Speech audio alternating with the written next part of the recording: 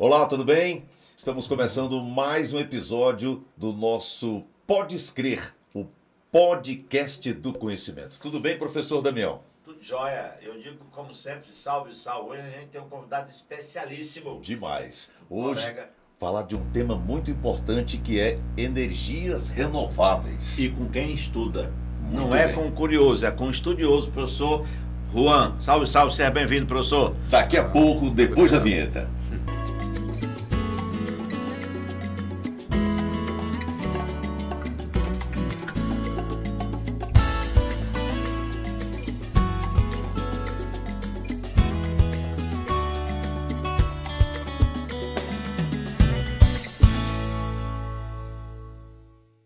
Podes Crer, podcast do conhecimento. Hoje numa linha temática extremamente contemporânea. Estamos aqui com um estudioso da temática, professor da Universidade Estadual do Piauí, engenheiro, uma figura maravilhosa que nos alegra muito com a sua presença aqui. Professor Juan, seja bem-vindo. Muito obrigado mesmo, né? É uma honra, né? E uma grande alegria, né? Estar aqui no podcast do Podes Crer, né? Certo? Que é um podcast tão plural, né? E que hoje está abordando um tema, né? Que eu adoro. Eu acho que tem muitos, não só estudantes, né? Mas também entusiastas dos temas de tecnologias que gostam, que são as energias renováveis, né? O papo aqui hoje é isso. O papo Muito hoje bom. aqui é para dizer assim, ó, você que nos vê e nos escuta sabe que é uma temática contemporânea, arrojada, que muita gente pensa que é improvável, que é impossível, mas é real, né, professor? Já está na realidade das pessoas já. Com Bom, certeza. professor Damião, vamos conhecer então um pouco mais do professor Juan Guiar, né? Engenheiro eletricista. O senhor é natural de onde? Que cidade do Piauí, professor? Bem, na realidade, eu sou natural de São Paulo. Eu nasci em São Paulo, mas muito novinho eu vim embora. Piauí. Meu pai é piauiense, minha mãe é piauiense, meus primos, meus tios, meus avós, é o pai e a mãe que me fabricou em São Paulo, né? Uma viagem. mas- O senhor nasceu numa viagem de Não, férias? não. Mas então eu vim muito novinho e então eu sou piauiense de coração mesmo, né? Na realidade, a maioria da minha vida, desde os 18 anos de idade, vivo aqui no Piauí, né? Minha esposa é piauiense, minha filha é piauiense, né? E eu adoro, né? É o estado que eu defendo, né?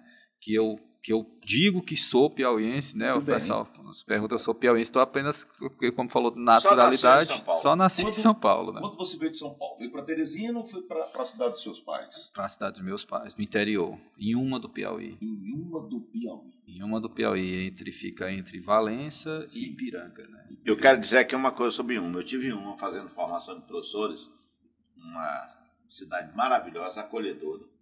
Tem uma cachaça boa danada lá, né? O Juan não bebe, mas tem uma cachaça muito boa lá. Tem. Você Sim, eu conhece? sei. Você Lá sabe? nós temos uma cachaça boa em uma, temos uma cachaça muito boa em Ipiranga, sem falar da famosa aqui de Castelo. É. Lá. Aqui nós temos uma na zona norte do Eu estado. não sou aqui, um na conhecedor região de norte. cachaça. Eu Eu conheci gosto lá já em um uma, pouco. mas Eu gosto essa é já um boa. pouquinho. Boa. Boa. Mas assim, eu queria dizer, Sim, César, vamos falar da, de uma aí, termine. eu queria dizer da alegria grande de trazer aqui o professor Juan, porque, como eu já disse, na proposta de criação do nosso Pode Crer, do nosso podcast, a ideia aqui era trazer pessoas que estudassem temáticas diferenciadas e que, a partir desse canal, levasse para a população, o grande público, informações científicas, verídicas, pelo menos enquanto elas não fossem contestadas, que elas fossem prováveis e, sobretudo, confiáveis. Por isso a gente traz pessoas que estudam como o Juan. Então, o senhor veio para Iuma e quando veio para a capital para estudar, professor? Bem, Na Teresina. isso foi já na segunda metade, né? Na próxima metade da década de 90, né? Sim. Por conta exatamente de não ter o ensino médio no interior, lá na Iuma, né? Então, ocorreu que eu vim para cá para estudar e os planos é muito interessante, né? Que os planos da gente eles acabam mudando e muda as nossas. A gente pensa numa coisa, acontece outra, né? E a ideia era poder fazer um curso no qual eu me profissionalizasse para conseguir, olha, veja só, pagar um cursinho que era para fazer o vestibular na época, né? Certo? E, como sempre fui muito curioso, gostava de montar e desmontar aparelhos eletrônicos, elétricos, né? E sempre aquela forma como curioso, né? Você monta e por algum motivo, quando depois que termina, tá fechando tudo, sobra parafuso. Sobra, né? sempre sobra. Se não sobrar, não é um curioso, não. E nisso eu escolhi, tive a opção era para ser eletrônica, né? Certo? Mas me encantei pela eletrotécnica na nossa saudosa não, Escola porque existe. Técnica. Escola Técnica Federal do Piauí, que hoje é Instituto Federal do Piauí. Rapaz, eu quero aproveitar essa deixa do Juan para falar de um assunto importante. Quando eu terminei o fundamental, o ginásio clássico, eu fiz 2 avaliações. Eu fiz a avaliação para entrar na escola técnica, essa que você disse, e na escola agrícola. E aqui é um recado para quem nos vê e nos escuta, nos vê, que foi o quê? Eu passei nas 2, passei na escola agrícola e na escola técnica. Mas a escola agrícola, ela era internato. Você tinha café, almoçava e jantava e tinha, inclusive, dormida. Tranquilidade. E a escola técnica, o cara tinha que ir e voltar todo dia. Não é esse lugar que eu vou, não. Eu vou lugar para ficar. Meus pais muito pobres. Sim. E eu dizia, não, eu vou Tinha ficar onde no lugar onde eu vou morar e Tinha estudar. 3 refeições Diárias. E aí eu fui para a escola agrícola. Salve, salve, amigos catianos. Bom, aí foi então por conta disso, por essa curiosidade, e logo depois de ter feito o curso técnico, né, em eletrotécnica, é que veio a engenharia. E aí foi quando eu sempre... Eu falo assim, brincando, né, que eu tenho muito orgulho, né, de onde eu nasci, mas a cidade de São Paulo, né, eu sempre curioso ainda para o que acontecia na cidade grande, por aí, né, e a gente via na televisão, e eu vi uma vez uma reportagem sobre energias, né, sobre tecnologias, e isso foi me chamando muita atenção. E quando, no final do curso de eletrotécnica, né, eu fui uma visita técnica na usina de Boa Esperança, a nossa Boa Esperança. E nessa visita técnica, eu me encantei, falei, isso aqui que eu quero. Boa Esperança. Será que tem esperança que não é boa? Não, né? Depende de quem do ponto de vista diferencial. Mas boa esperança. E aí você decidiu, é isso que eu... E eu falei que me encantei com a área, a Chesf, que é a empresa que detinha, né, na qual você concessão. veio trabalhar depois. Sim, trabalhar depois, né, e que ela tinha concessão do Parnaíba, né, certo, de explorar as águas do Parnaíba para geração de energia hidrelétrica, né. Aquilo ali me chamou muita atenção, eu fiquei muito encantado, a didática de quem explicou, do engenheiro que tinha explicado, depois se tornou colega, né, e aquilo ali foi o pontapé inicial. Eu disse, o que eu quero, né, certo? Só que aqui no estado do Piauí não tinha cursos de engenharia. Não tinha curso de engenharia, até curso de engenharia. O primeiro curso de engenharia elétrica do estado do Piauí é da Universidade Estadual. Muita gente não sabe disso. É? 7 anos. E você fez onde, então? Na Universidade Estadual. Aqui do Piauí. Ele é remanescente da nossa UESP. O senhor falou aí dos seus pais, o senhor pode citar o nome deles? Eles moram hoje, moram em uma ainda? Pai, não, eles já moram aqui, né, em Teresina, né, são 2 amores da minha vida, certo? Assim, 2 pessoas que para mim são pilares de referência. Sim, né? Seja exemplos de vida. Para mim, tanto pessoal, né, intelectual, né? Eu tenho muito do meu pai nos meus valores, né? Não que minha mãe não tenha, eu tenho muito do meu pai, mas a minha mãe na minha profissão. Minha mãe também é professora. Sim. Né? Eu acredito assim que muito do que eu tenho, da minha forma até de agir, eu sem querer, hoje quando eu vejo as pessoas falando da minha mãe, eu me vejo muito das pessoas muitas vezes, meus alunos, quando faz uma referência da forma como eu trabalho, né? Porque e você não tem como não lembrar da eu lembro. Mãe. Então assim, para mim a minha mãe é uma referência de profissional a Dona Cristina. Dona Cristina. O nome do pai? João. E não chame Dona não para você ver o tamanho da placa depois. Dona Cristina e seu João. Família grande, quantos irmãos? Pronto, sou eu mais 3, são 4 irmãos ao todo, né? Todos homens, né? Certo? E assim, são pessoas também incríveis, né? Maravilhosas, né? Meus irmãos também são pessoas que são grandes batalhadores, homens que hoje, né? Eu olhando para eles, né? Eu me completo como ser humano também, porque são pessoas que eu vejo um pouquinho deles, né? Eles eu falo deles, mas eles são pessoas que os valores deles ainda me constroem bastante, né? Muito bem, conhecemos aqui a pessoa, né? O Juan Aguiar, esse engenheiro eletricista, professor, né? Isso. Na UESP também. Isso. E agora vamos falar desse tema que ele veio falar aqui para a gente. Professor. Antes de eu falar, eu também falar da questão da minha esposa, né? Ah, porque não pode né, que é o amor da...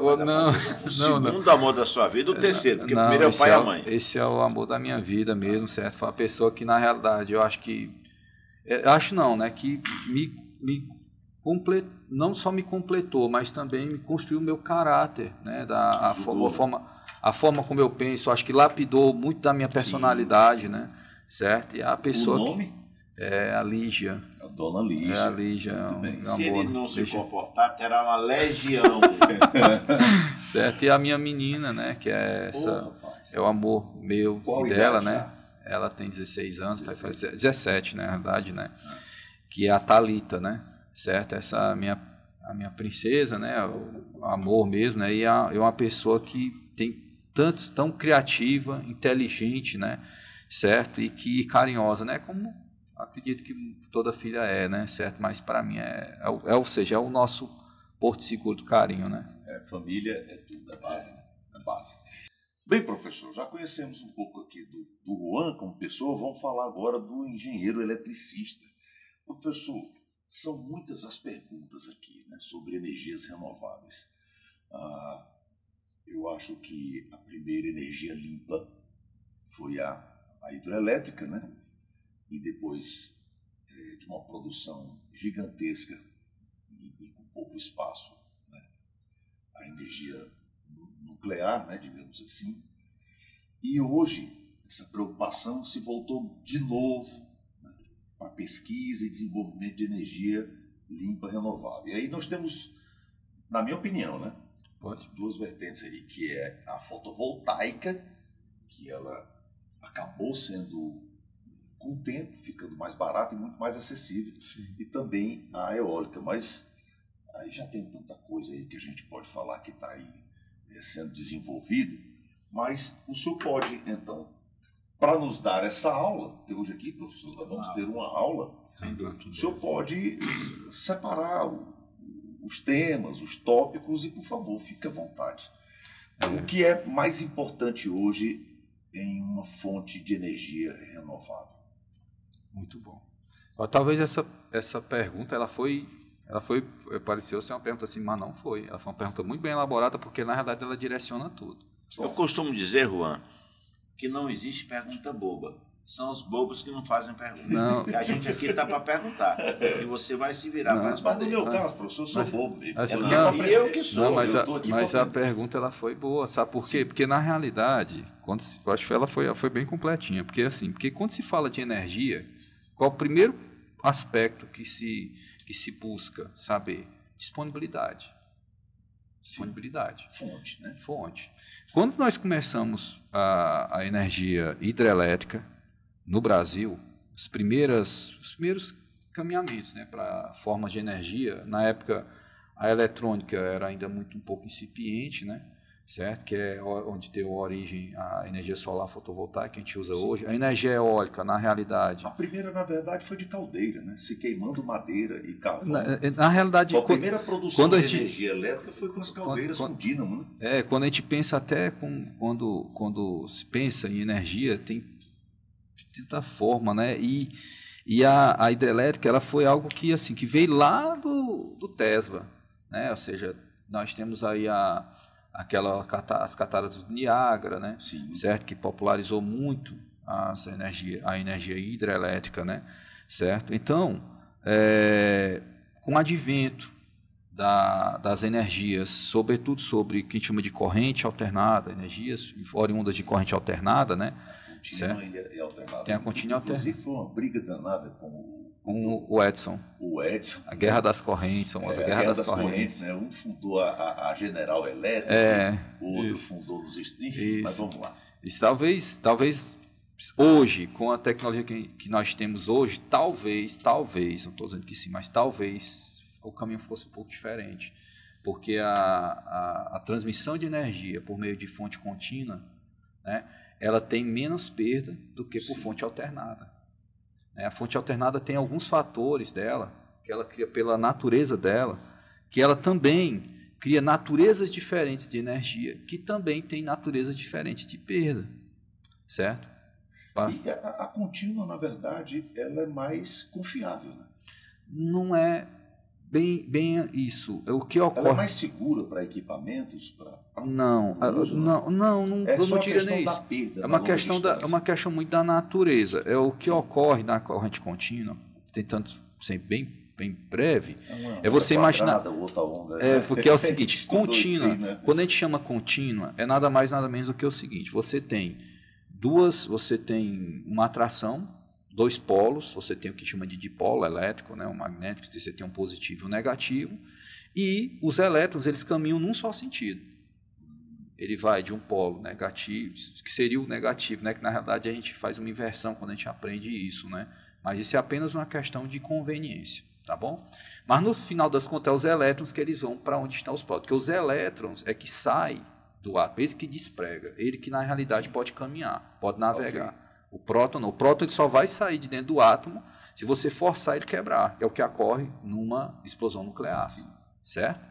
Muito bem. Dito isso, ruptura, né? É uma ruptura. Então ele vai só num sentido, né? O que é que ocorre no caso da energia elétrica? Aí foi muito interessante como foi que eles fizeram. Isso aqui encanta, né? Eu não sei se vem ao caso, mas falar bem rápido. É mais ou menos o seguinte: se eu imaginar que essa caneta fosse um ímã, né? Se ela fosse um ímã, né? O que é que ocorreu? Foi o Lenz e outros estudiosos, eles perceberam o seguinte, que o ímã ele tem campos magnéticos, que chama de linha de campos. Sim. Muito bem. Positivo, negativo. O norte e o sul. Norte que e seria... sul. Não está errado, não está errado. É só para a gente poder entender que há uma inversão, né? Sim. O que é que ocorre? Olha que interessante. Aí a gente vai entender até a questão desses fornos de indução, um monte de coisa a partir disso. Mas veja só. Eles perceberam que se você pega um ímã desse e você tem o que nós chamamos de variação de densidade de fluxo. O que é isso, fluxo? Fluxo é nada mais do que caminhos, é alguma coisa que está passando, né? Então, essas linhas de campo, se você tiver um metal, condutor elétrico, né? E por acaso ele cortar essas linhas de fluxo, ele está variando ela, não está? Só que quando ele faz isso, ele cria uma força, e essa força empurra os elétrons para uma das pontas. Quando os elétrons saem daqui, aqui falta elétrons. Então você cria positivo e negativo, entendeu? Veja só o que foi que eles fizeram. Eles perceberam isso, né? E falaram: olha, se eu tenho esse ímã, se eu tiver uma bobina ou um fio paradinho aqui, e ele começar a passar por esse fio aqui, ó, toda vez que ele passar, ele vai gerar, vai desprender. Ele não vai desprender, ele vai fazer diferença potencial. E na hora que ele se afastar, vai começar a diminuir. Só que quando ele voltar de novo, vai ser o outro polo. O outro polo faz o contrário. Aí por isso que a energia faz para cima, para baixo, para cima, para baixo. Resultado. E aí isso é energia alternada. E ela se tornou muito simples de implementar na época. Barata, né? Mais barata do que a contínua, porque não era contínua eletrônica como hoje, era contínua mecânica. Eles faziam o Edison fazia isso por meio de energia, mas de forma nessa mecânica. Época, quando a contínua ainda era mecânica, a perda a longa distância era menor? Era comprovadamente menor. Aí vamos por partes. O que é que acontecia na realidade? É o seguinte: quando você transmite energia, certo?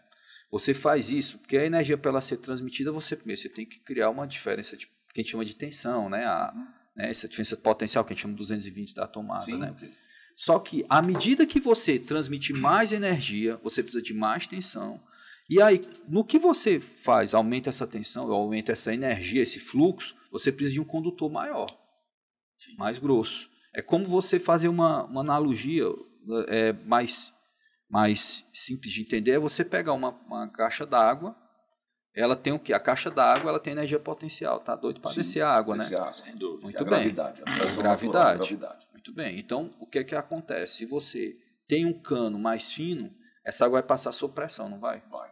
Muito bem. Você aumenta o cano um pouquinho para passar mais... Pronto. Então, isso é uma forma, não é a melhor, mas é mais simples de entender. Agora, só que, no caso da energia, se você precisa transmitir bastante, o que é que você faz para poder reduzir a bitola, que a gente chama a dimensão do fio, aumenta a tensão. Porque aí você aumenta a velocidade, digamos assim.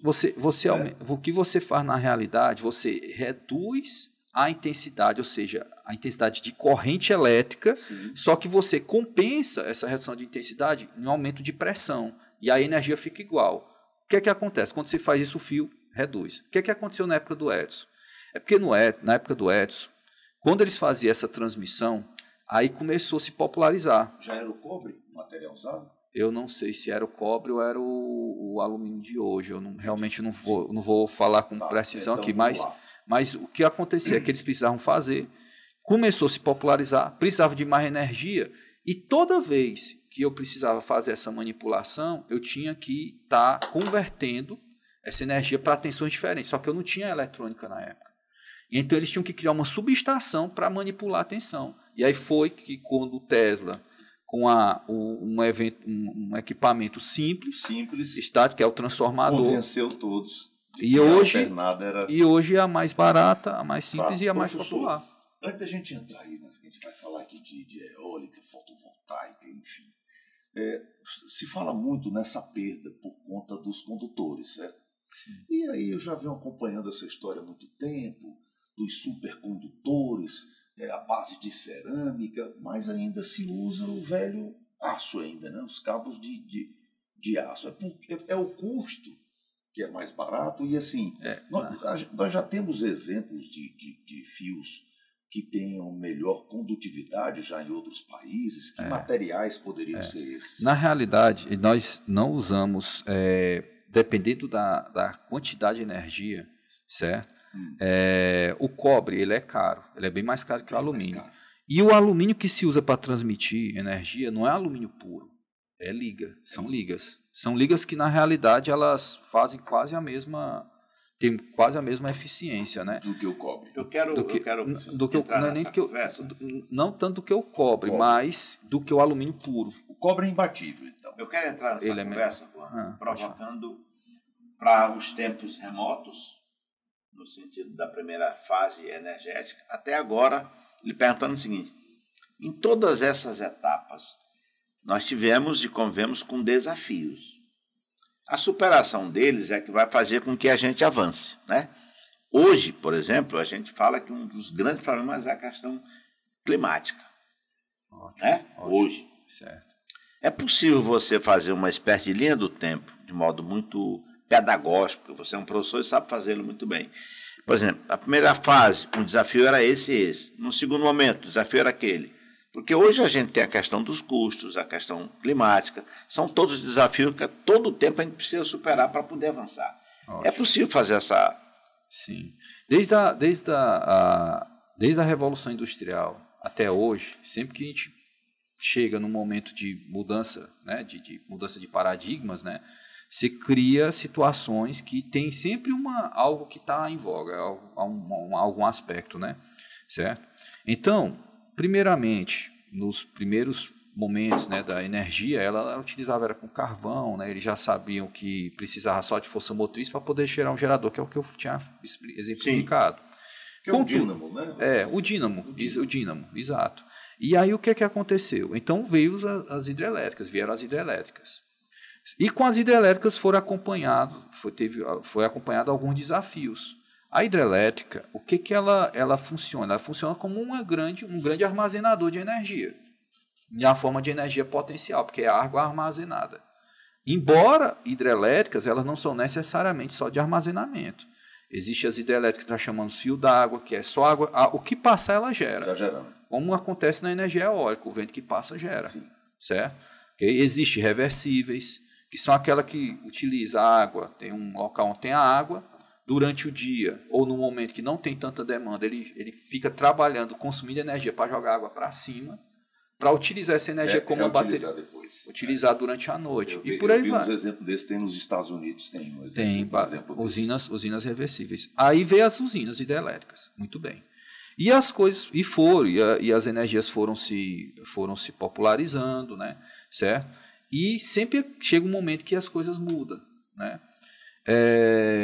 E as termoelétricas, que é algo que não é novo, né? No nosso país, sobretudo, nosso país ele teve um aprendizado muito grande, e aí eu vou chegar na solar fotovoltaica, que foi o seguinte: nosso país, nós fazíamos energia, certo, de forma local, gerávamos local. Você tinha uma usina hidrelétrica, tem algum lugar que está até precisando de energia, constrói uma usina e ali alimentava esse local. Por exemplo, o estado do Piauí mesmo, ele alimentava sozinho o estado do Maranhão, Piauí e aí de parte do Ceará, na usina de Boa Esperança. Não deu, parece que 5, 4 anos começou os primeiros problemas de déficit energético, né? Só que aí, como o Brasil ele é muito grande, é enorme, é continental, foi feita a interligação. Ou seja, década de 90. Começou até em 80, se eu não me engano, os primeiros trabalhos de interligação, né? E por quê? Porque tem algum lugar que está chovendo muito, no outro não está. E aí começa a questão dos intercâmbios energéticos. Ok? Bem, isso foi um aprendizado, né? Só que, ainda assim, aí teve um momento que o Brasil, sobretudo com a Bolívia, fez aqueles acordos da Petrobras em importar gás, né? Então, o gás se tornou algo que não foi, se tornou algo barato, né? E o Brasil começou a investir em termoelétricas.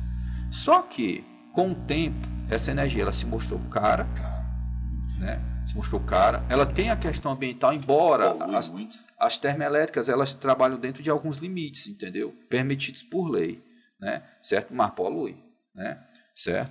As de gás nem tanto, mas as que usam óleo diesel poluem muito. Não, a de gás, ela também mas não emite, diesel, não, nem compara, né? Certo? Mas ela, por isso que ela tem alguns limites, né, que ela utiliza, né? E aí o que ocorre? Então, foi quando já nos meados dos anos 2000, começou alguns trabalhos no sentido de realmente utilização, né, de energia de outra matriz energética, que não fosse só hidrelétrica. E para quê? E como isso? Ou seja, se buscou uma matriz limpa, né, limpa, e que ela pudesse gerar energia no momento que a hidrelétrica pudesse dar uma arrefecida na utilização de água, para a gente não ficar dependendo tanto do problema de pluviosidade, de chuvas, né? E aí se apostou muito em energia eólica. Aí começou a energia eólica aparecer, sobretudo aqui no Nordeste, mas também no Sudeste, né? Certo? Rio Grande do Sul, mas aqui no Brasil, aqui no Nordeste nem se fala, né? Isso ganhou muita força. Quando foi em 2009, aí já existia uns encaminhamentos na utilização de energia solar fotovoltaica, né? Só abrindo um parênteses aqui, nós tivemos contato com células fotovoltaicas na década de 80, as calculadoras, eu tive. Lembra das calculadoras? Tinha uma janelinha desse tamanho, na hora que você tirava a mão, que entrava a claridade, ela funcionava, né? Quem imaginava que isso ia alimentar cidades, né? Pois é. E no caso da energia solar fotovoltaica, tinha um probleminha. Aí vou tentar explicar o que ocorreu. A energia solar fotovoltaica não é uma coisa nova. Inclusive utilizando em residências, não é uma coisa nova não. Sim. Só que era muito cara e precisava de um sistema de armazenamento. Que é o que chamamos de off-grid. Que é as off-grid, exatamente, que era com bateria. Certo? E então, já buscando também, novamente, vamos buscar uma nova matriz energética. Quanto mais matriz você tiver, melhor. Por quê? Porque você não tem uma dependência de um problema de sazonalidade ou problemas de intempéries climáticas, entendeu? Você tem que diversificar, né? E aí o que aconteceu? E sol no Piauí é um para cada piauiense, né? Não, o sol aqui nosso sistema ele é... Nós somos exclusivistas, cada piauiense quer um sol. Sim, mas continua. Nós temos um sistema que ele na realidade é 2 sols, né? Como falou, né? Para cada um. Tem até um nome particular, né? Que se utiliza em astronomia, né? Para esse tipo de constelações que são sóis quando eles estão... na realidade, o Sol sozinho não é comum. Geralmente, quando em qualquer galáxia, né, o Sol sempre são 2 sóis. Mas vamos para outra parte. Sim, e aí, na energia solar fotovoltaica, e aí o que aconteceu? O pessoal falou, olha, interessante, o que a gente precisa? Precisa gerar energia.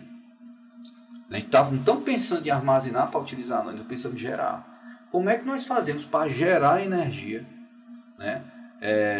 O sol e que ela possa. Mas essa preocupação em ser limpa é uma preocupação contemporânea. Não.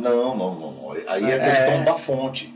É a questão da. Porque eu estou querendo entrar aí no viés da política. Sim. Porque são decisões.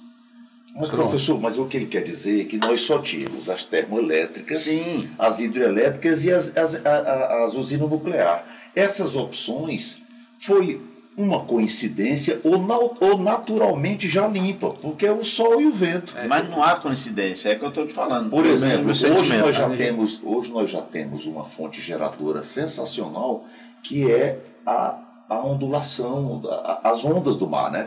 A maremotriz.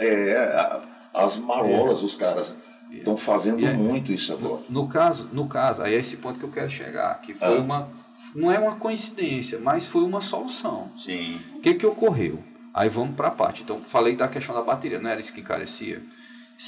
Aí vamos pensar, será que se a gente gerasse energia, essa mesma energia solar fotovoltaica, direto, sem precisar da bateria, direto na rede, eu não vou estar diminuindo a necessidade de geração por meio de hidrelétrica? Economiza vou estar economizando água. Exatamente. Compreendeu? E tem uma vantagem. Na realidade, a energia hidrelétrica, a energia eólica e a energia solar, todas advêm da mesma matriz primária. Todas. E ninguém fala disso, mas quem é quem? O Sol. A energia solar, a energia hidrelétrica. Para você ter energia hidrelétrica, você precisa ter o quê? Ciclo de água. Para isso, você precisa... E você só vai ter isso com aquecimento da superfície. A energia eólica, para você ter convecção, você também precisa ter aquecimento. É o ar frio que vai para o lugar deixado pelo ar quente que subiu. Isso, você vai fazer uma mudança de ar para ter convecção. São as correntes de ar, acontece dessa forma. A energia solar é a única que eu não preciso de nenhuma mudança de natureza de energia. Ela é a direta, é a que fez as outras. Na realidade, eu estou pegando direto. Então, quem tem isso aqui mais disponível é quem está na vantagem. E a gente tinha isso todo esse tempo. Só agora a gente está mostrando para o mundo. Pois é. E aí o que aconteceu? Inclusive a maior do Nordeste, uma das maiores da América Latina, fica aqui no Piauí. No Piauí, é verdade. E aí o que aconteceu? São Gonçalo, se não me engano. Não, eu digo o nome da usina. Santa Bárbara, uma coisa assim. Mas vamos lá. Continua. Aí o que aconteceu? Então, o que ocorreu? A energia solar fotovoltaica, o pessoal falou, será que é a melhor? Será que se a gente transmitir direto para a rede, não facilitava? Vamos ligar direto na rede, a gente vai gerar e a gente já bota na rede e dá diminui, né, a necessidade da hidrelétrica, né? Ou seja, pelo menos arrefece, né? E essas energias sempre eram consideradas como nós chamamos de energias complementares. Vou já explicar por que chama assim, né? Aí quando aí vamos dos problemas políticos, o problema econômico e o problema técnico. Né? Eu achei muito legal numa das discussões, inclusive, que toda tecnologia ela passa pelos 3 T's, né? Falando aquele dia, né? Que é, primeiro, né? Vem o primeiro ponto, né? Que é o tech. Você acha bonito, você gosta, né? Tech. Certo? Então, você tem o tech, né? Aí depois vem um toy. O toy é quando você olha, você primeiro instante, você acha bonito, você acha legal, mas não sabe. Aí o toy você começa a brincar, você aperta e começa a brincar. Sim. E tem o toll. Que é a brincadeirinha. Né? Que é quando ela se torna uma ferramenta. Entendi. No caso da energia solar fotovoltaica, ela sempre existiu, só que o que estava faltando era uma questão de regulação. Regulação, vem a parte política, existia uma necessidade de subsídios para que ela se popularizasse, certo? E existia a parte técnica, como é que a gente vai colocar ela na rede sem ter maiores problemas. E aí foi quando, isso já em 2009, o Instituto Nacional de Energias Alternativas, ele não é nem energia renovável, é alternativas, porque ele precede essa questão dessa fala da renovável, né? Ele já tinha apontado que o Brasil ele precisava investir fortemente na industrialização de insumos de material para energia solar fotovoltaica. O Brasil não fez isso. Algo foi que aconteceu. Começamos a importar, começou pela Alemanha. Né? Hoje a China domina. Não, aí a China viu e falou, não, eu faço mais barato. Né? E hoje em dia nós importamos terawatts de energia da China. E com depois que foi abrir o mercado para que nós pudéssemos conectar a rede, aí que começou o barateamento dos sistemas. Porque todo mundo, a gente estava, inclusive, conversando isso anteriormente ao podcast, sobre custos. Eu comprei um sistema por um custo, você comprou por... E outra coisa, professor, com o tempo também, a tecnologia avançando, veio o acesso mais fácil, quer dizer, barateou as placas. E foi esse... A questão só voltando aqui do off-grid, que é quando você pensava na possibilidade de armazenar essas baterias estacionárias, elas são muito caras. Né? Começa daí. Mas ela tem um grande problema, me corrija aqui se eu estiver errado, que é a chamada hiperdrenagem. Se você tira uma energia constante, mas que não seja muita energia, essa bateria dura muito.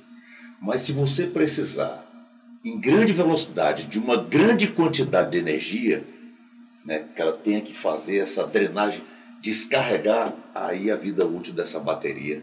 As baterias de lítio, por exemplo, a Samsung, engraçado, isso aconteceu, faz tanto tempo não.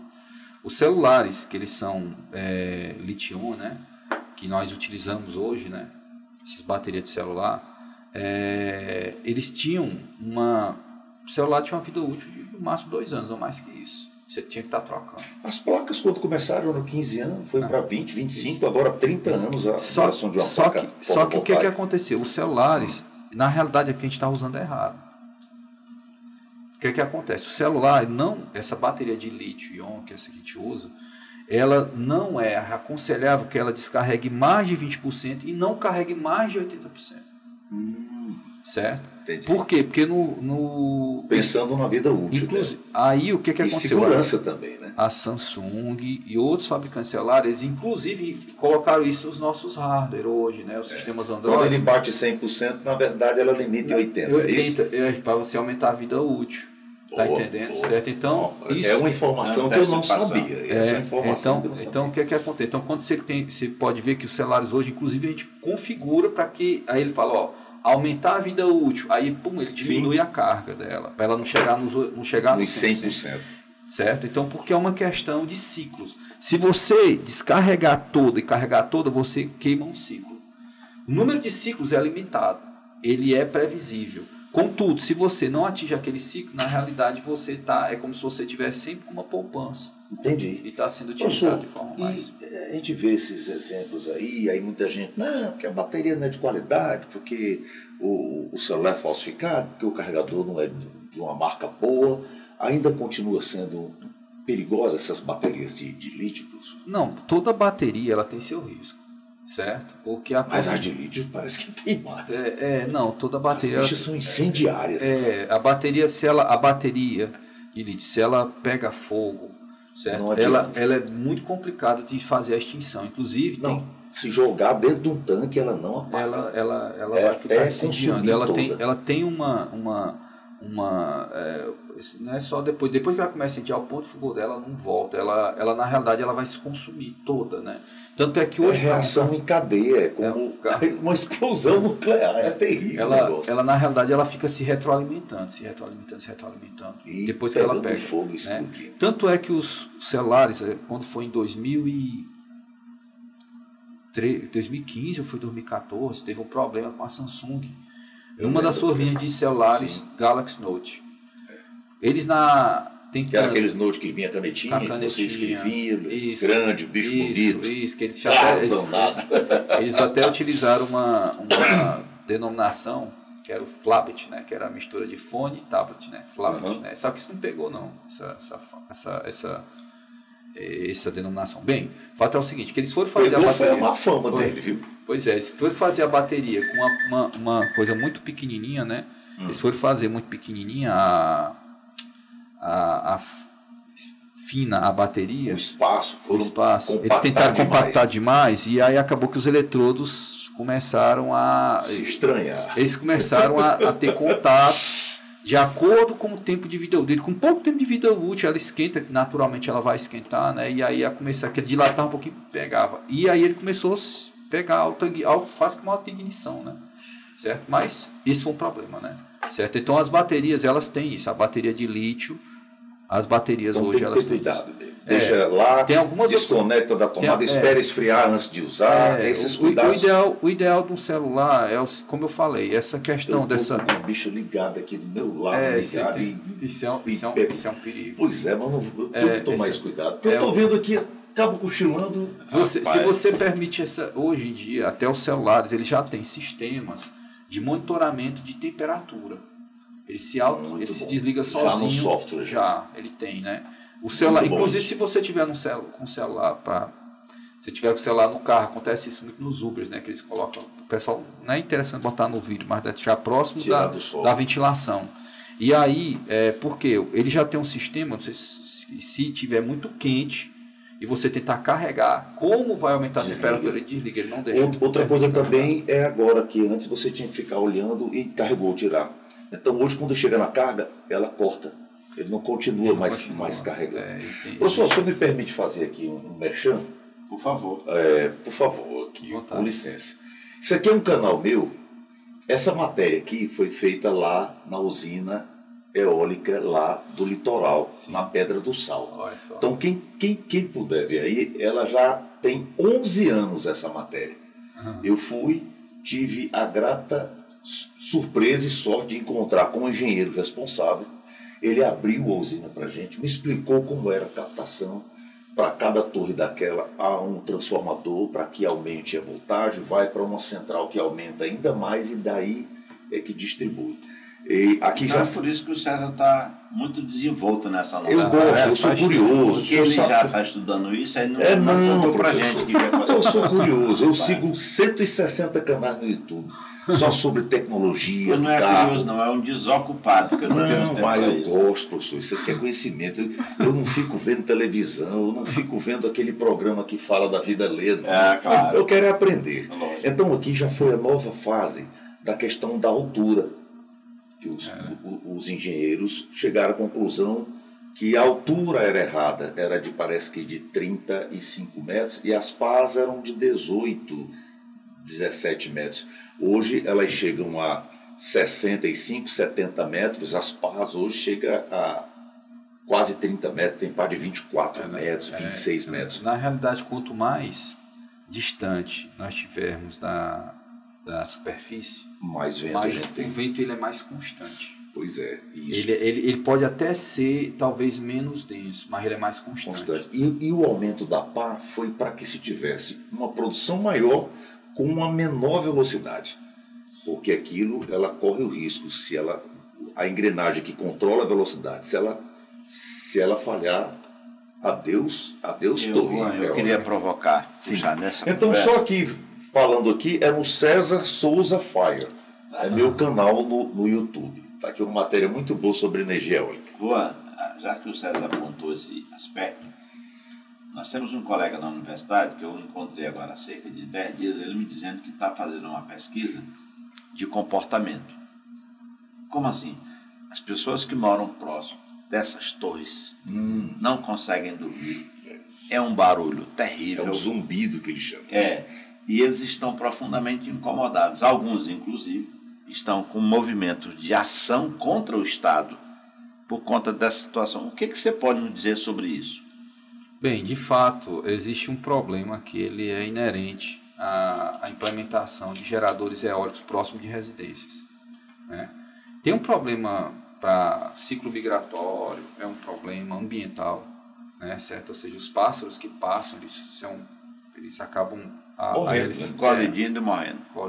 Exato, né? Tem um problema migratório, inclusive existe já situações de algumas espécies que mudaram o ciclo migratório natural. Eu estou falando isso, não, porque a gente, quando tem um negócio desse, só fala das coisas boas, das novidades, do que é bom, mas tem muita coisa invisível que as pessoas não discutem. Toda tecnologia, ela tem seus viés, né? E suas vantagens. Depois esses ciclos foram mudados naturalmente por esse espaço. Acabou, tem alguns locais que eles iam para a reprodução, a alimentação já não passam mais por essas áreas. E aí o ruim porque acaba tendo todo um problema, isso é só o ambiental, vamos já para o humano, né?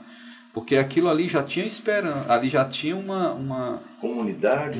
Eles iam para reproduzir, obviamente tem um predador que depende disso, obviamente tem algum outro animal que tem uma série de... o predador do predador e que alimenta o ser humano. Tem um predador... Porque se a gente desconta, não, mas o ser humano não vive mais de caça. Tudo bem.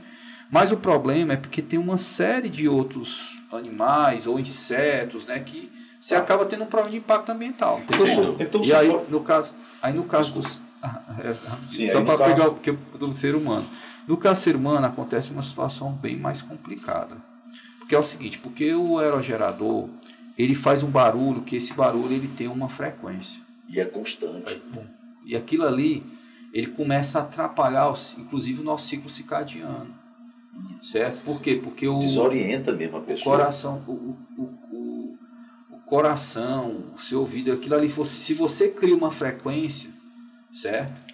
Uma frequência, aquilo ali pode tanto lhe atrapalhar psicologicamente, que está te atrapalhando mesmo, se aquilo ali vai se tornar algo que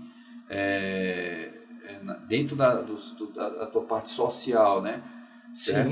Sim, mudança de humor, rapaz, cansaço, o sono não é reparador. E você dorme escutando aquilo, né? E aí a pessoa não dorme direito, a pessoa não dorme totalmente, a pessoa acorda cansada, principalmente são pessoas que vivem de uma labuta que é... Eu digo isso porque eu vivi também com meu pai trabalhando em roça, sei como é que o trabalho realmente é duro, certo? Imagine para quem viveu isso aí a vida inteira, né? No meu caso foi só uma infância, né? Mas imagine quem está lá a vida inteira, né? Certo? Então é muito complicado. Existe um problema sério, né? Que tem que ser trabalhado. As tecnologias de aerogerador, não é fácil você estar trabalhando com isso, porque o aerogerador é um equipamento mecânico, entendeu? E um equipamento mecânico, para ele ser, digamos assim, totalmente nivelado a ponto de você não ter um descompasso ou um desbalanço dele, né? Ele é muito complicado. Então, assim, existe estudo já no sentido de tentar melhorar isso. Das duas, uma. Ou melhora a máquina, ou melhora onde a pessoa está residindo, né? Certo? Só que o problema é que se eu melhorar a máquina, se eu melhorar onde a pessoa está residindo, eu só estou trabalhando com um problema, uma forma de resolver isso de forma local. Só que ele continua irradiando a mesma... E só estou falando da questão de barulho. Professor, então a gente poderia chegar à conclusão de que a fotovoltaica é a mais indicada, pelo menos das tecnologias que nós temos hoje? Embora a eólica ela tenha esse problema, ela ainda é uma energia que, em hipótese alguma, a gente pode... Tanto é que hoje, né, a energia eólica, ela produz... Porque a eólica ela também produz à noite. Entendeu? Então é um tipo de matriz energética que não dá para descartar. O que na realidade tem que se fazer é como trabalhar. A questão é que eles já estavam lá antes. Uma das coisas que os empreendimentos, onde você vai colocar, né, onde tem uns canais de fluxo de vento, né, onde vai ser instalados aerogeradores, tem que se trabalhar, obviamente, é um trabalho social. É um trabalho de comunidade, é a questão de como é que... Agora, imagina, a pessoa está morando lá, não sei quantos anos, né? Você vai tirar dali... complicado, né? Mas é o tipo de matriz energética que não se deve descartar de forma alguma, entendeu? Certo? Até porque ela é o que vem hoje, né? É uma das maiores produtoras de energia renovável do país, é a eólica. Professor, o senhor já deve ter ouvido falar nisso. Tem um pesquisador, um cientista, que ele fez uma tabela sobre a questão da evolução de uma espécie com relação à produção ou captação de energia. O senhor deve lembrar o nome desse cientista. Não, eu esqueci meu. Então, assim, a gente produz, mas a gente pode captar do sol, como a gente já está captando do vento, das estrelas, né, do cosmos. Né? E aí seria o grau 5, quando você chega a uma tecnologia de captar tanta energia que você não tem nem como gastá-la, né? E eu queria muito lembrar o nome desse cientista que ele fez uma escalazinha. Fez uma escala. Eu achei muito interessante esse, porque é um cara visionário e a gente está agora botando por água abaixo certas teorias com relação a astronomias com as descobertas do James Webb, né? Incrível. Tem coisa agora que o que se dizia que tinha como certeza, esqueça que muita coisa ainda vai mudar, né? no campo astronômico. Com certeza. Mas, César, aproveitando essa sua fala das incertezas ou das não seguranças, bom, você iniciou lá no processo da Revolução Industrial. Desculpa, professor, só que o senhor continua. Kardashev, o nome do cientista. Escala de Kardashev. Escala de Kardashev. O senhor começou lá na Revolução Industrial, como eu sou historiador, eu quero recuperar um momento que certamente nós jamais o viveremos novamente, Mas lá na Revolução Industrial, quando as máquinas começaram a substituir os homens, houve, naturalmente, uma resistência humana. E há, inclusive, duas interpretações historiográficas. Uma delas é torta, empenada, caolha, que muita gente lê a orelha do livro e diz que é isso. Mas não é. Qual é a versão que historicamente se conta? É que os trabalhadores começaram a quebrar as máquinas porque viam nas máquinas uma concorrente e iria, portanto, desempregá-los. Na verdade, essa é uma visão. A outra visão... Mas isso ocorreu de fato. Sim, isso mas ocorreu de a fato em algum razão lugar. principal, isso é uma tese bastante bem elaborada, pela qual os trabalhadores resistiram, e quando eles quebravam a máquina, não era tanto pela ideia do desemprego, mas era muito mais como ideia de prejuízo àqueles patrões que eles estavam tomando as vagas. Sim. Ou seja, há uma dubiedade aí. Tá, eu vou perder meu emprego. Beleza, hoje as pessoas comentam, inteligência artificial, vai tomar o emprego disso, essa história, se você é mais novo, não vai lembrar disso. Mas quando eu era professor de educação básica em Teresina, a turma falava que o retroprojetor, que o computador... Quando a caneta BIC foi lançada, se você olhar qualquer estudo, você vai ver que tinha greve de professor, porque a caneta era pior do que o lápis. Pra você ter uma ideia. Eu estou querendo citar das resistências. Como disseram, professor, que a televisão ia acabar com o rádio. Pronto. Dessas resistências que criam alternativas. Agora a gente está vindo para a história da biomassa, do hidrogênio verde. Eu queria que você puxasse esse assunto com a gente aqui agora. Boa. Produção de energia a partir do hidrogênio verde. O que é isso, professor? Como é que essa história... Isso é real? É possível. É muita falácia. Nós estamos na frente. É caro. Vamos lá. Você viu que a gente fez aí 50 perguntas. A gente falou de muita coisa aqui. A gente falou de estrelas, não falamos? Sim. Pronto. As estrelas elas têm um combustível, né?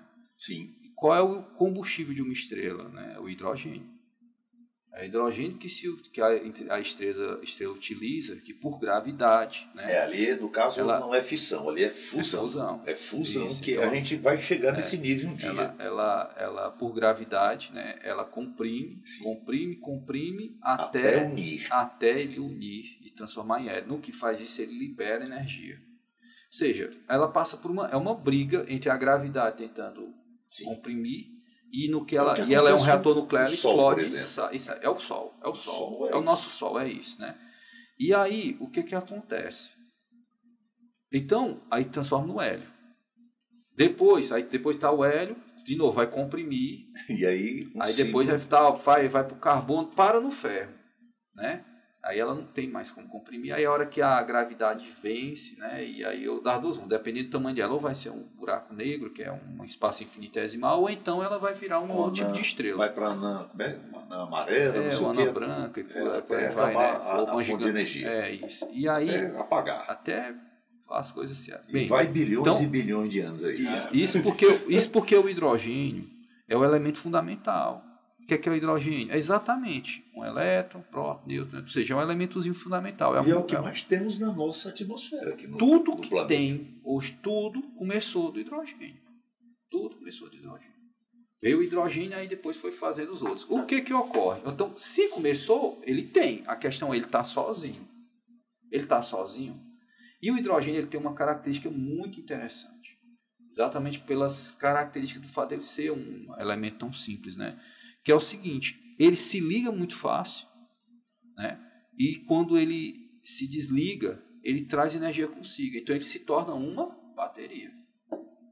Ponto. Que é o caso da água, tem que quebrar, né? É um dos tipos, né? Que é, por exemplo, por eletrólise. Porque muita gente acha que tem mais oxigênio no ar do que hidrogênio. Se fosse assim, tudo pegaria fogo, se acenderia um fósforo. O professor Carlos Alberto que lá bons tempos. E aí o que acontece? Então, o hidrogênio fazer essa quebra. Então, a gente falou aqui de vários tipos de energia. Falou, porque aqui o Brasil, por que a gente fez hidrelétrica? Por que deu tão certo? Ora, porque aqui é tropical. Tem muita água. Tem água, chove e tal. Só que aí começou a se tornar um problema quando a gente começa a diversificar esse mar num país tão grande, né?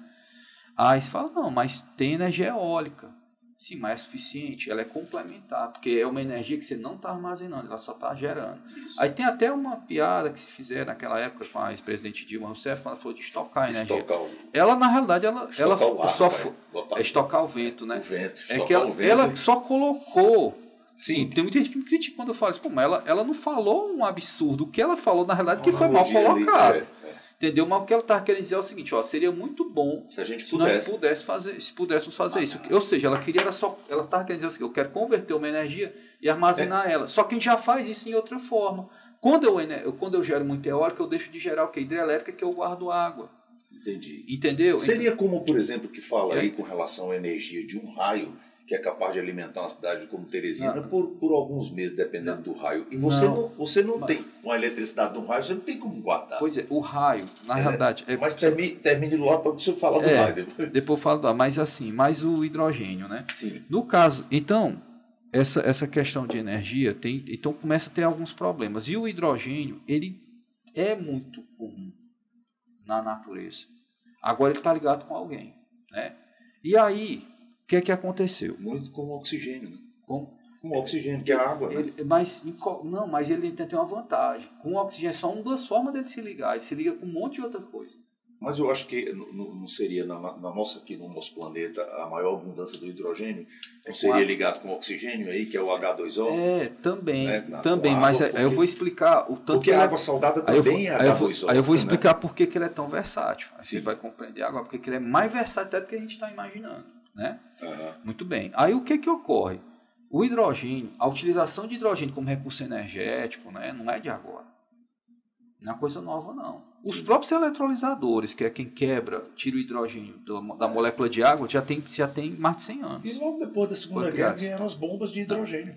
Tem bombas. Então, uma substância que ela armazena energia e também dispersa muita energia quando é para dispersar. E aí, o que acontece? A questão é, para você fazer isso, tem um custo. Para você tirar o hidrogênio de onde ele está quietinho lá, tem um custo. Armazenar tem um custo. Então, aí vem a questão, por que se tornou a menina dos olhos agora?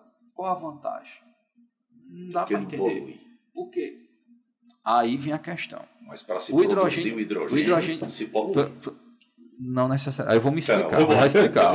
Olha só, vamos lá. Eu gosto muito desse assunto. Eu fico... Aí, o que acontece? O hidrogênio, normalmente, se utiliza ele de uma moléculazinha que é o NH3, o metano.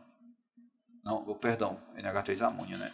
Aí, o que acontece? Me desculpe, é amônia, né? Só que ele está presente, por exemplo, no metano, que é um gás. Que é um gás natural. Podre, né? O gás natural. Tem um cheiro muito... O gás natural. Que você pode produzir, inclusive, acondicionando um lugar fechado. Ele, inclusive, é um dos gases que te tira de reservas, né? Fóssil, né? Você pode produzir, inclusive, com esterco de vaca, você pode produzir um gás desse. E aí, para você tirar o metano, eles fazem isso utilizando energia. Aí eles utilizam algumas formas de produzir ele, que é existiu várias, né? Ou você pode tirar ele, por exemplo, de hulha, que é um tipo de carvão. Você pega o carvão, pega a água, né? E você esquenta, aquece até quebrar, né? E quebra. Só que quando você quebra, quando você tira ele do carro, o hidrogênio de hulha, por exemplo, né? Você vai ter hidrogênio, mas tem um resíduo, que é o CO2. Seria a mesma coisa que se usou muito o carbureto, que era só colocar água, né? Não. Que era aquele mineral, ele já gerava um gás incandescente. Mas... Até carros, tivemos carros movidos a... É um pouco parecido. Mas nesse caso eles fizeram assim. Então, era extraído o hidrogênio, por exemplo, de carvão, né, de hulha.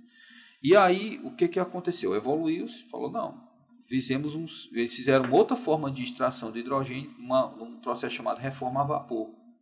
Você esquenta muito ele, né? Ou seja, você pega esse gás natural, né, o metano, né? Você esquenta muito ele e tira o hidrogênio. Pode utilizar água, né, também no sistema. Muita água, né? Diga-se de passagem. Depende, né? Mas assim, desse sistema você quer tirar ele na realidade do metano, entendeu?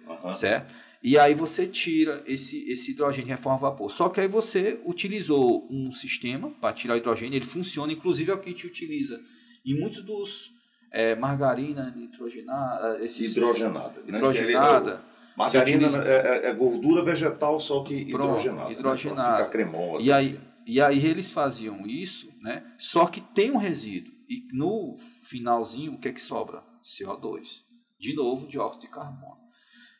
Aí, quando se utilizou o hidrogênio, quando eu falei pelo carvão lá atrás, sim, eles falaram, isso não é bom, porque o carvão é fóssil, energia é fóssil, não está legal, né? E aí eles falaram, não, vou classificar isso aqui. Isso aqui é um tipo de processo de produção de hidrogênio que eles deram o nome de marrom.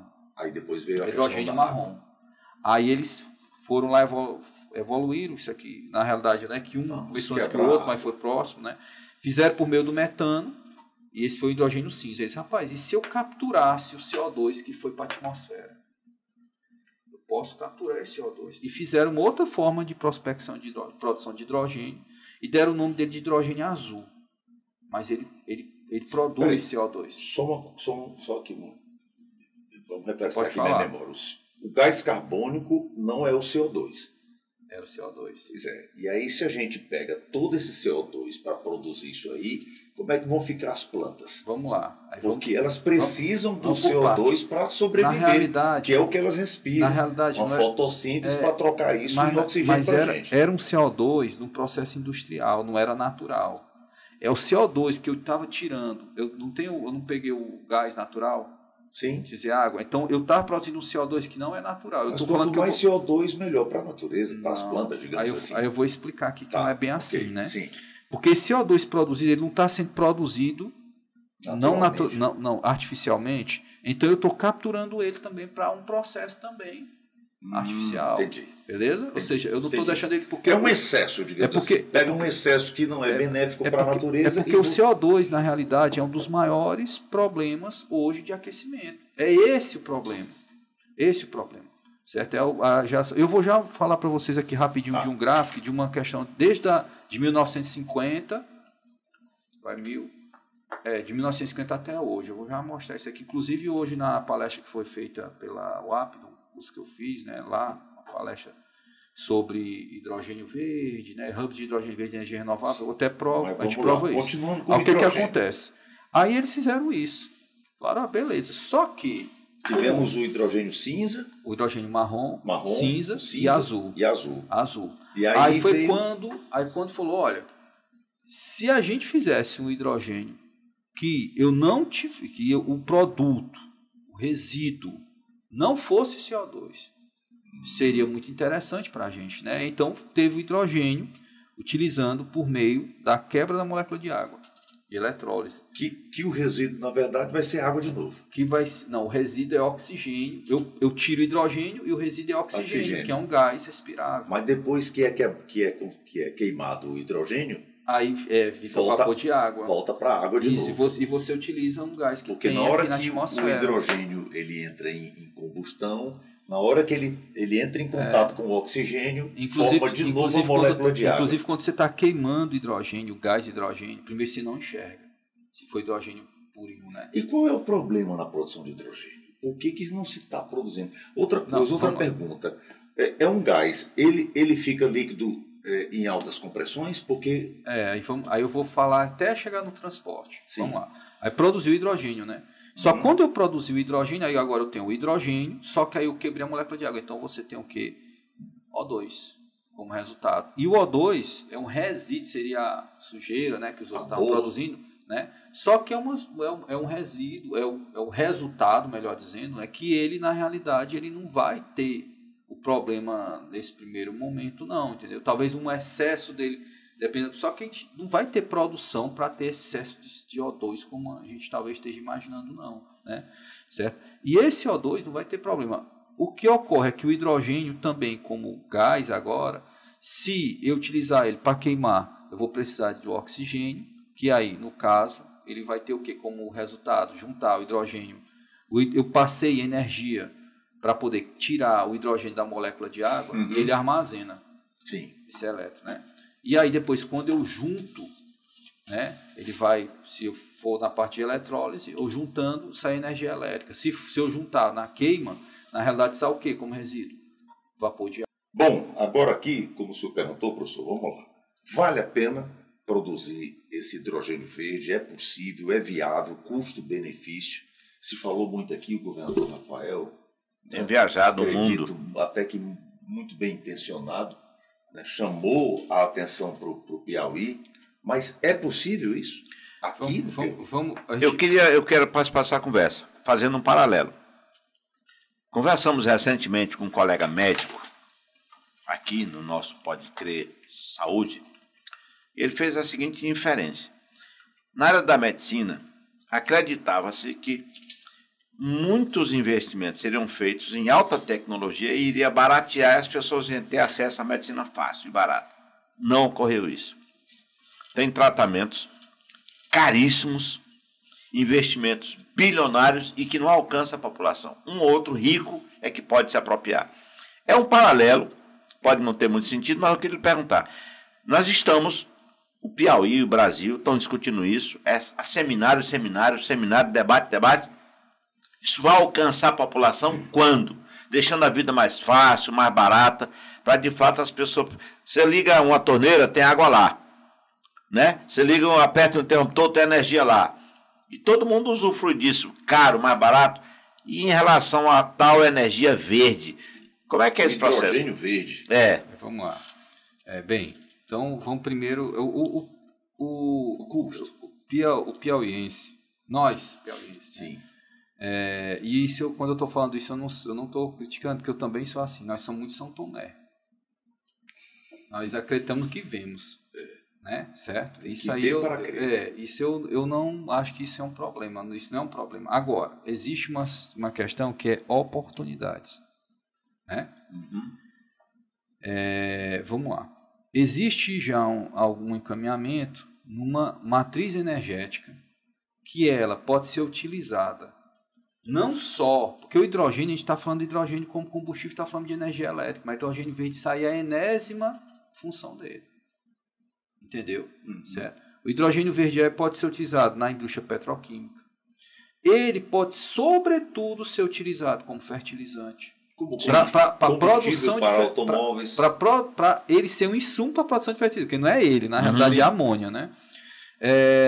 E a grande questão, que isso que fique bem claro, a grande questão é que para produzir esse tipo de energia, para produzir esse insumo energético, você precisa de muita energia disponível.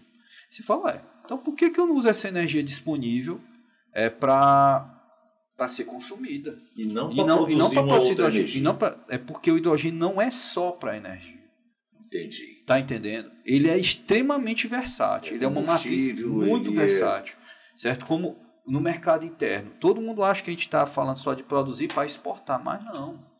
Primeiro, o Estado, insumos sobretudo, o Brasil, ele é digamos assim, a fazenda do mundo, né? Sim.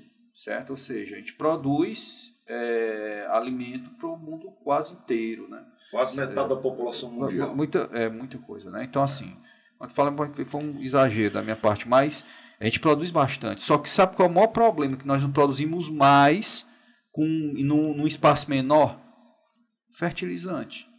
E fertilizante, nós dependemos hoje muito daquela região ali próximo da Ucrânia, né? Da Rússia mesmo. Da Rússia. Então, o que é que ocorre? Nós precisamos dessa independência. Certo? E para isso, nós precisamos desse insumo, sobretudo a amônia. Né? Então, o estado do Piauí ele tem condições que muitos estados, em alguns pontos, nenhum estado do Nordeste tem. Em primeiro lugar, o estado do Piauí ele tem uma irradiação solar média, certo? Extremamente alta, de norte a sul do estado. Ele é muito grande. Se o senhor não fala, eu nem tinha percebido isso. Nós passamos, pois não é? Nós temos de norte a sul do estado. Sim. Segundo, nós somos a porta de entrada do Nordeste. Sim. Certo? O Nordeste ele é um dos meios mais rápidos, né, de você chegar, seja para a Europa, seja para a África, por aqui. Né? Outra, na questão de mercado interno, nós estamos próximos de grandes centros consumidores desse fertilizante.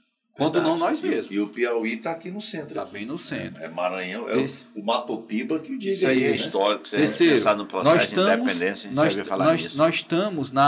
Nós somos o estado que fazemos o limite geoelétrico entre o Nordeste e o Norte. Não é o Maranhão. O Maranhão, geoeletricamente, ele é do Norte, né? Do Nordeste. Aí, inclusive, entendeu? começa então, lá, a Amazônia Legal já começa no Maranhão. As linhas de transmissão que passam para o Nordeste, quase todas passam pelo Piauí. Então, nós temos condições de que, por exemplo, o estado do Ceará ele está muito bem adiantado, ele está muito adiantado nesse sentido. Toda a energia de Fortaleza passa pelo Piauí.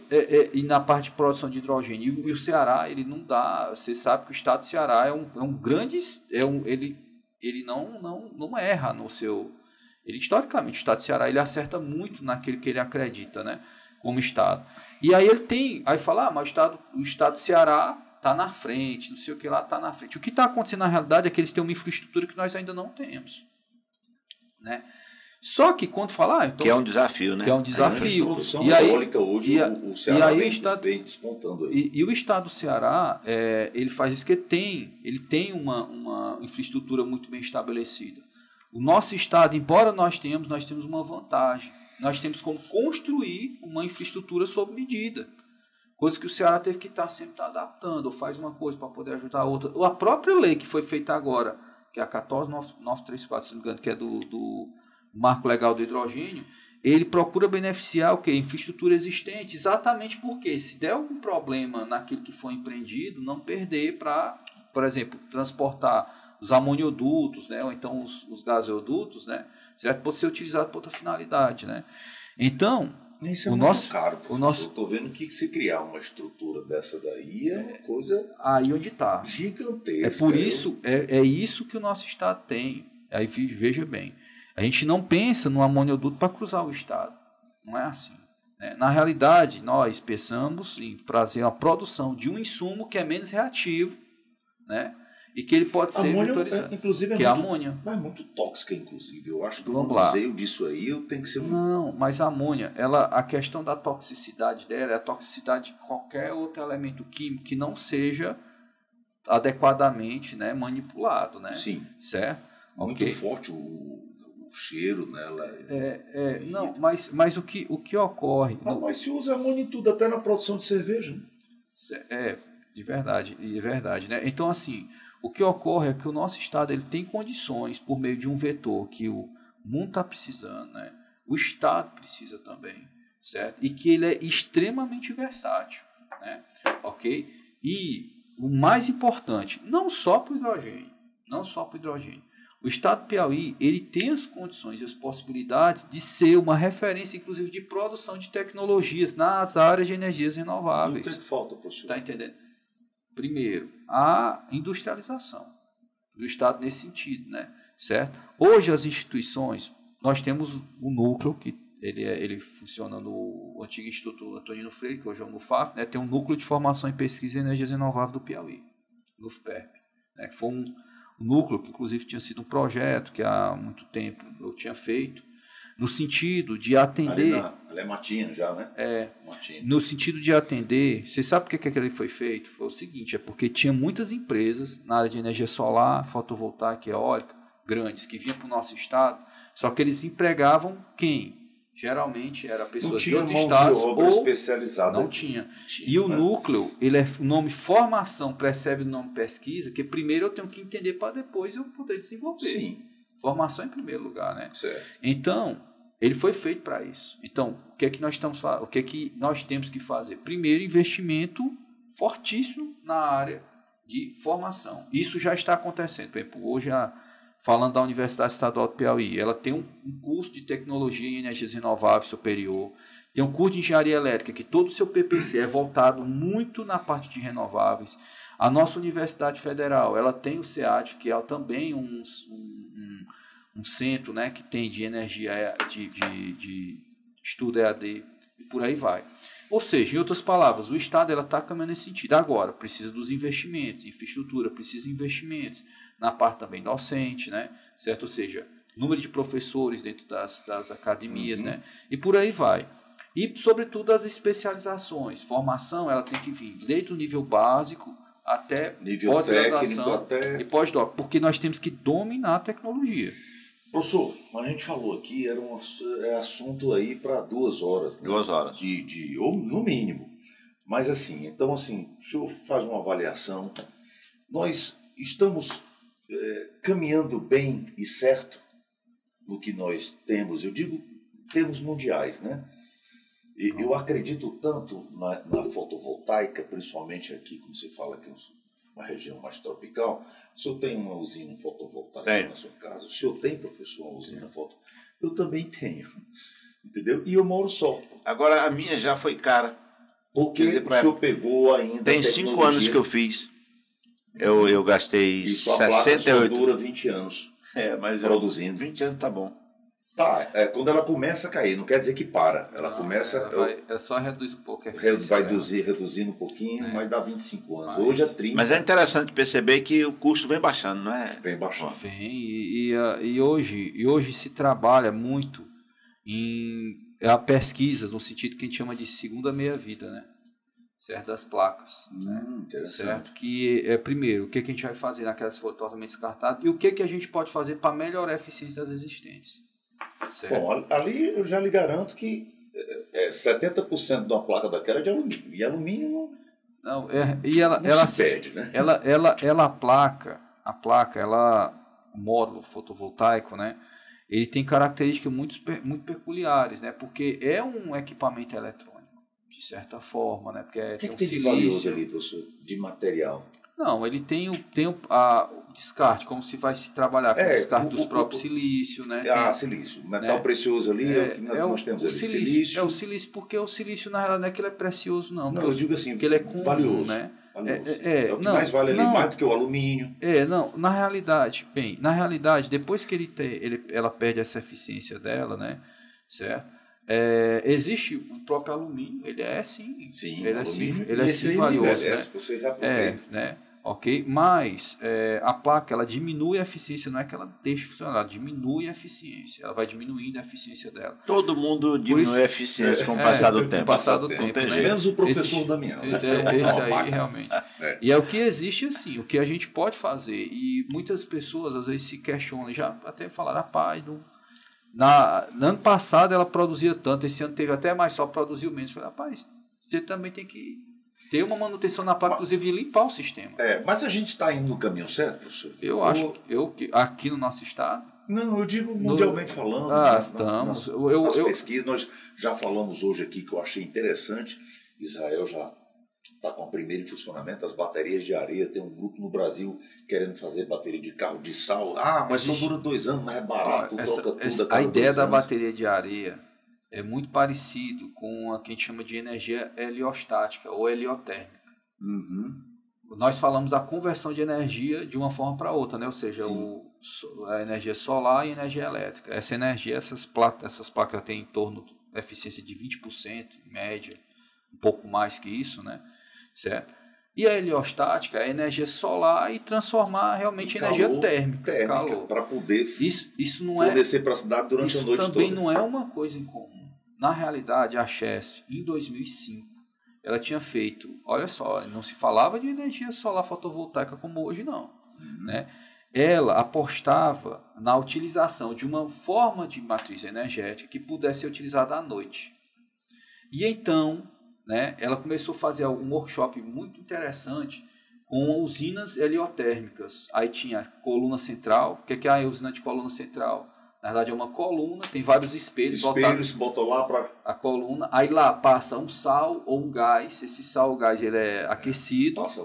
E ele vai meio que gel que vai para vapor. E aí ele vai para um local onde ele é armazenado, como numa garrafa térmica. E aí eu posso utilizar durante o dia todo, inclusive à noite. Certo? Então, essa questão da energia elétrica não é algo não é algo estranho, mas a bateria de areia, né, é um princípio parecido, entendeu? Porque a utilização exatamente de energia térmica. Você trabalhou na Chesf de quando a quando? Porque desde criança, que eu vejo falar, porque ela que veio gerenciar, administrar a usina de Boa Esperança depois da construção. Mas, na verdade, ela é ligada ao Rio São Francisco, né, que é a companhia hidroelétrica do Vale do São Francisco. Do São Francisco. Do São Francisco. São Francisco. São Francisco. Bem, Quantas hidrelétrica nós temos eu no não me Rio São recordo Francisco? aqui. Faça uma pergunta mais fácil. Esse negócio de número aí não interessa para você, não. Tá bom. Não foi combinado isso, foi, professor? Não, foi. calma. Mas passa por Pernambuco, passa pela Bahia, É porque, passa... na realidade, era o Começa seguinte, em Minas, se eu não estiver enganado, né? na realidade, O Rio São o São Francisco. Francisco nasce em Minas. É, só, Minas que, Gerais. só que a Chess, ela tem a concessão de toda a bacia de São Francisco e, no caso, o Parnaíba, Isso. que é outro rio, o nosso rio, na realidade ele tinha sua companhia hidrelétrica, que era a Coeb, Companhia Hidrelétrica Olha, de Boa rapaz. Esperança. Mas você lembrou da Coeb. Da Em Coeb. mil- que foi em 1964, né? Genuinamente nordestino. Esse Ele nasce no Nordeste e deságua lá na nossa foz também no Nordeste. nosso velho monge, né? Monge, Então, exatamente. assim, o rio Parnaíba, na realidade, a Companhia Hidrelétrica a Companhia Hidrelétrica de Boa Esperança, né? Ela foi fundada exatamente para atender uma demanda energética do Piauí e Maranhão. Por isso que Coeb. algumas das subestações que tem hoje, que pertencem à Eletronorte, na realidade nasceram foi na Coeb. Na Coeb. A Chesf, com o passar do tempo, a Coeb foi incorporada à Chesf, Entendi. entendeu? Certo? Rapaz, e hoje isso dá um outro programa. Dá outro Vamos puxar programa. outro. que é muito Professor, professor. você vai deixar um tempo para outro programa, Pra porque outro senão programa. você... Não, faça Rapaz, um a gente prazer. quer agradecer demais aqui. Vocês deram para perceber que Você gosta eu do estava tema. num pé e no outro aqui, porque isso aqui eu converso 5 horas, porque é muito fascinante. No gente. próximo episódio nosso, a gente vai conhecimento é um fazer negócio muito bom. eu vou dizer, as incursões dessa temática Sim, na mudança da qualidade de vida das pessoas. Eu quero puxar a temática social desse debate. Com eu certeza. acho que o professor Fernando Juan. pode ser um colega nosso aqui no projeto, rapaz, para falar de Por que você tecnologia. está falando que você acha que ele pode ser? Eu acho que ele já é. Pois fechou. A história é Tem essa. aí o quê? Pode escrever o quê? Tecnologia? É, tecnologia, energia, tecnologia, Pronto. tech. Boa. Vai ser um Professor, prazer, de verdade. faça aí suas considerações finais. Não, eu vou apenas dizer da alegria de puxar esse debate para cá, mas, sobretudo, na perspectiva de verticalizar, porque eu acho que a pesquisa, a ciência, a tecnologia, se não for para servir ao bem-estar das pessoas, não tem sentido. Em qualquer área que a gente possa debater, se dedicar, a gente vai ver que o fim não é em si mesmo, o fim é social. Muito bem. Posso É até- atender as pessoas, a sociedade, não é? Me perdoe, professor. Eu sei que está no finalmente, mas eu achei muito interessante a fala. Nós temos um Não, grupo, mas se você quiser, ele fica aqui mais de 5 horas. Você não, quem manda não, aqui. Professor. nós temos um grupo de pesquisa, inclusive convido quem quiser participar dele também, né? Não só pesquisadores, né? Entusiastas, né? Certo? Aceita leigo assim como eu? Não é leigo. Todo curioso é o cientista. É verdade. Todo curioso é um Eu cientista, sou entendeu? muito curioso. Certo? Então, assim, o GIPERT, o nome do grupo, que é Grupo Interdisciplinar de Pesquisa em Energias Renováveis e Tecnologias Sociais. Minha nossa senhora. Por que tecnologias sociais? A forma mais barata de você implementar uma tecnologia é ela ter escalabilidade. Ela só tem escalabilidade se ela servir. Ao povo. A sociedade, Ao a povo. população. É. Entendeu? É verdade. Então, assim, e para isso você primeiro tem que pensar em custo, você tem que pensar em finalidade. Bacana. E como é que a gente Entendeu? faz? Quem quiser entrar em contato com esse grupo aí de pesquisas, Pronto, ele tem. Nós deixa temos, aí tem Instagram, rede social, tem algum número? nós temos um. Começa pelo link, tem um link na página da nossa universidade estadual. Sim. Né? Aqui vai no- você está falando com dois Dois- USPianos. Dois futuros magníficos reitores. Não, eu não, eu sou Não. apenas um professor. Aí, e que ele você pode ir lá e tem um curso de tecnologia de energias renováveis, todos os dois têm esse link. Como o curso de engenharia elétrica também. Você vai no curso, tem grupo de pesquisas, Ah, que legal. aí lá tem um link e você faz a inscrição no grupo. Né? Como é que eu A posso gente participar vai- se as pessoas participam? Sim, Esse aí grupo. nós fazemos as reuniões. A partir do momento que Ah, for o tá. contato, nós incrementamos. Quantas né? pessoas tem hoje nesse grupo? Rapaz, alunos são uns 48, eu acho. Professores, pesquisadores, eu acho que são uns Rapaz, se eu 32, eu for para um acho. negócio desse, eu tenho que ir E a gente com a faz barra na boca, nós porque eu vou querer perguntar. Não, mas é importante, nós rapaz. religião mensal Aham. ou bimestral, né? É exatamente discutindo novidades tecnológicas, discutindo soluções que podemos implementar, convidando colegas a participar. Aí quem é os membros? É engenheiro? Não. Na realidade, o próprio NUFPERP, ele é um núcleo que ele é interinstitucional e interdisciplinar. Nós temos colegas, certo, que são pesquisadores, engenheiros, matemáticos, físico, químico, jornalista, economista, advogado, entendeu? Vai ter um locutor agora também. Eu vou fazer parte. Não, certamente. Então, professor, foi muito bom conversar aqui. Foi uma aula mesmo, como eu havia mas a previsto minha no começo. insistência em trazer o professor Juan foi exatamente por quê? Porque a gente ia pegar aqui um pouco do professor Juan, porque ele é metodologicamente muito hábil, um pouco do pesquisador, porque ele estuda isso a fundo. Ele não é só um curioso, ele é também, mas é sobretudo um pesquisador. E é uma referência. A nossa proposta, Juan, aqui, enquanto podcast do conhecimento, é isso. É trazer luz para temas que são muito importantes, mas que a maioria da população não conhece, não escuta pessoas que estudam a temática. Isso. Então eu costumo dizer assim... Mas aqui a gente tem o objetivo de instigar. Né? É isso. Eu quero, inclusive, agradecer, professor, porque nós estamos precisando disso no nosso país, nós estamos precisando disso no mundo, certo? Porque fomentar, hoje nós vemos algumas situações que, discussões que não são interessantes, que é muito mais a questão de que não agrega, o que realmente muitas vezes se dá chama mais atenção. É verdade. Eu vejo um papo desse aqui, que foi um papo tão descontraído, legal, assim, de conversa mesmo. Assim, mas essa é a ideia. Muito bom, e que traz as temáticas, né, temáticas que envolvem tantos aspectos transversais, entendeu? Né? Eu quero agradecer mesmo, até porque nós estamos precisando disso no nosso estado, estamos precisando disso no nosso país, certo? Até para desmistificar muitas informações equivocadas, desmistificar também impressões equivocadas e também, acima de tudo, mostrar que a ciência é para todo mundo. O professor costuma falar uma coisa, até quero que ele repita aqui, né? Que acho que foi o Denzel Washington que falou uma coisa parecida, né? Que tem o tempo de você aprender, o tempo de você colher o que aprendeu e tem o tempo de você retribuir. E é o que o professor fala aqui. Nas palavras dele, por favor, professor. Na verdade, Juan, vamos pensar aqui em números, tá? Brasil, 200 milhões de habitantes. Nordeste, 59 milhões. O Piauí, 3 milhões. Teresina, quase 1 milhão. Nesse universo todo, está o professor Damião, está o professor César e está você.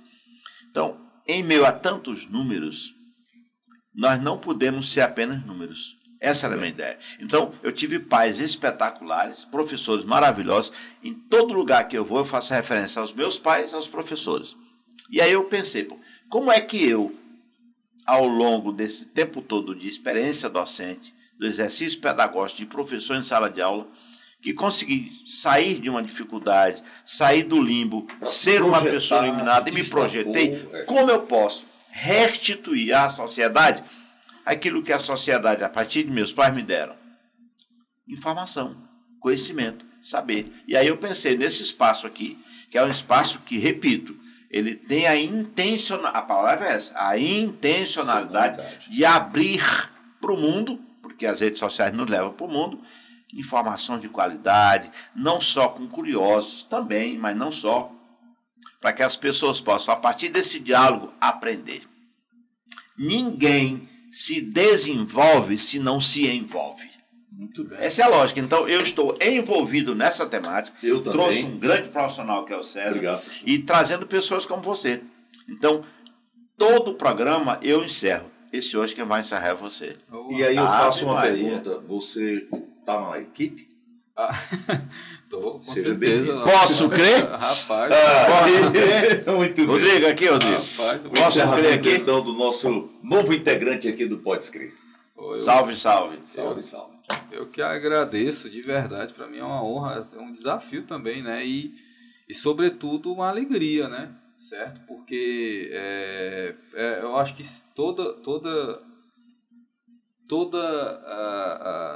não desafio, eu não diria desafio, porque desafio, a gente lembra de desafio aquilo que é difícil, né? Aquilo que a gente faz que a gente faz com prazer, não é desafio, né? Se torna quase até um entretenimento. Isso, e é mesmo. Não é? Certo? Então, Quem faz o que gosta não trabalha, né? trabalho. Já disse o É uma diferença muito grande entre trabalho e emprego. Aqui para nós não é emprego nem trabalho, aqui é diversão. Não, muito legal mesmo. Prazeroso aqui. Quero agradecer a todos também que estejam assistindo, né? Não deixe de curtir, né, o podcast, né? Divulgar, né? Certo? Compartilhar, certo? Tudo bem. Porque o trabalho que está se fazendo aqui no sentido de também explicar, conversar, né? Sobretudo de divulgar, né? E a gente só pode conseguir isso por meio, né, dessa colaboração, né, e parceria, né, que na realidade... Eu hoje nem uso mais parceria, eu uso aliança. Aliança, é verdade. Porque parceria é passageiro, aliança é duradoura. É verdade. Nós vamos fazer uma aliança aqui, rapaz. É Muito verdade. bem. Obrigado, professor. Professor Damião, até o próximo episódio do nosso Podes Crer, o podcast do conhecimento. Salve, Até a próxima. Valeu.